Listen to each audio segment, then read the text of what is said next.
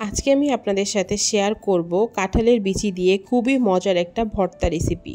চলুন তাহলে শুরু করা যাক। প্রথমে একটি প্যানে 1 টেবিল চামচ পরিমাণ তেল দিয়ে নিচ্ছি। এরপর দিয়ে দিব হাফ কাপ পরিমাণ কাঁঠালের বিচি, হাফ কাপের থেকে একটু কম চিকেন কিমা, 4-5টা রসুনের কোয়া, 2-3 টুকরা আদা কুচি এবং 4-5টা শুকনা মরিচ, সামান্য পরিমাণ লবণ। ঝালটা আপনারা কীরকম খাবেন সেই অনুযায়ী এখানে মরিচটা দিতে পারেন। এরপর আমি সবগুলো উপকরণকে 3 মিনিটের মতন খুব সুন্দর করে ভেজে নিব। এরপর এখানে দিয়ে দিব সামান্য পরিমাণ হলুদের গুঁড়া, মরিচের গুঁড়া, জিরা গুঁড়া এবং গোলমরিচের গুঁড়া।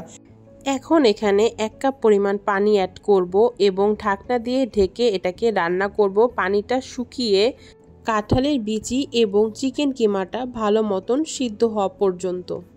মাঝে মাঝে ঢাকনাটা তুলে একটু নেড়ে চেড়ে দিব। পানিটা যখন এইভাবে শুকিয়ে আসবে তখন এটাকে এক সাইডে রেখে দিব ঠান্ডা হওয়ার জন্য।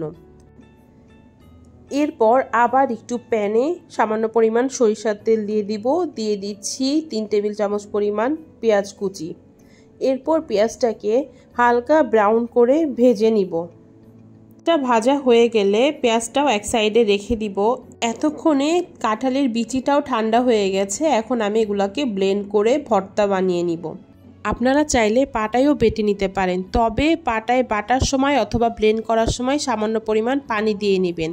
এরপর আমি পেঁয়াজের ব্রেস্তাটা দিয়ে দিচ্ছি ব্লেন্ড করা ভর্তাটা। এখন আমি সুন্দর মতন পেঁয়াজের ব্রেস্তার সাথে ভর্তাটা মাখিয়ে নিব। গরম ভাতের সাথে এই ভর্তাটি খেতে অসম্ভব মজা। আপনারা একবার হলেও এইভাবে কাঁঠালের বিচি ভর্তা করে দেখতে পারেন। আশা করছি রেসিপিটি আপনাদের ভালো লেগেছে। ভালো লেগে থাকলে লাইক, কমেন্ট, শেয়ার করে এবং আমার পেজটি ফলো করে পাশে থাকবেন। ধন্যবাদ সবাইকে।